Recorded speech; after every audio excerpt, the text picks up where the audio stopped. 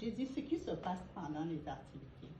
Mais après nos activités, les femmes sont gorgées d'énergie positive. Les femmes sont encore plus fortes. Et maintenant, elles retournent dans la société pour mener à bien les multiples rôles qu'elles jouent dans la société. Et ça, c'est notre mandat. Faire des femmes fortes, équilibrées, dynamiques, à l'aise pour pouvoir faire face à ce qui les attend dans la société. Et ceci n'est possible que grâce à la bienveillance. Et comme je l'ai dit tantôt, la contribution des autres femmes est tout à fait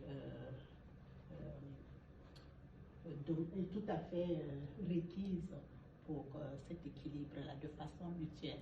Donc, Mireille veut que je parle, mon ministre membre de CA, elle veut que je parle du concept de bienveillance. Moi, je ne suis pas psychologue, je suis enseignante. Et aussi, sans toutefois aller dans des grosses définitions des dictionnaires où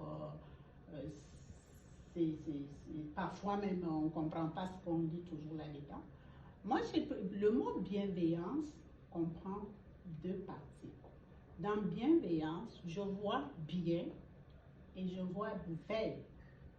Donc, pour ma part, de façon terre à terre, la bienveillance, c'est de veiller au bien-être, à son bien-être personnel et veiller au bien-être des autres personnes autour de nous, peu importe où on se trouve. C'est important. Et cela se passe au niveau, ça commence au niveau de nos pensées. Parce qu'on doit faire attention à ce qu'on pense de nous-mêmes. On doit faire attention à ce qu'on pense des autres. Même si personne ne te voit penser, tu sais ce que tu penses. Ça peut être néfaste pour toi.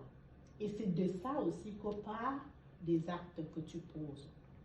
Donc, on fait attention à nos pensées et on fait attention à nos non-verbales. Nos gestes, parce que parfois même un simple regard peut déstabiliser et empêcher une personne qui était partie pour être heureuse d'être malheureuse. Tu arrives dans un milieu, juste la façon dont on t'a regardé, on t'a rien dit, mais le regard t'a parlé.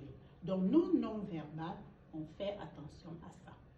On fait maintenant, la bienveillance se manifeste aussi au niveau de la parole. Qu'est-ce qu'on dit aux autres? Donc, on fait attention à ça. Qu'est-ce qu'on se dit à nous-mêmes? Parce que parfois, on se parle à nous-mêmes. Qu'est-ce qui se dit? Il faut faire attention à ça. On fait de notre mieux. On est des êtres humains, on le sait, on n'est pas dans l'utopie, mais ce qu'on dit, et on insiste de la sensibilisation.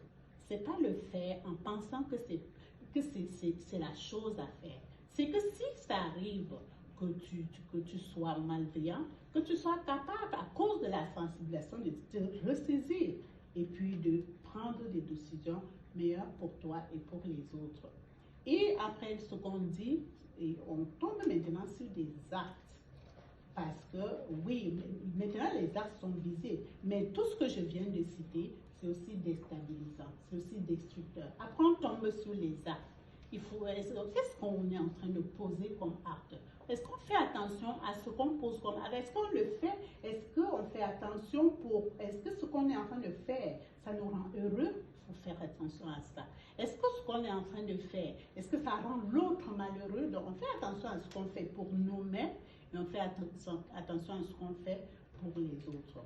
Donc, pour ma part, c'est comme ça que je vois le concept de bienveillance. J'en ai terminé.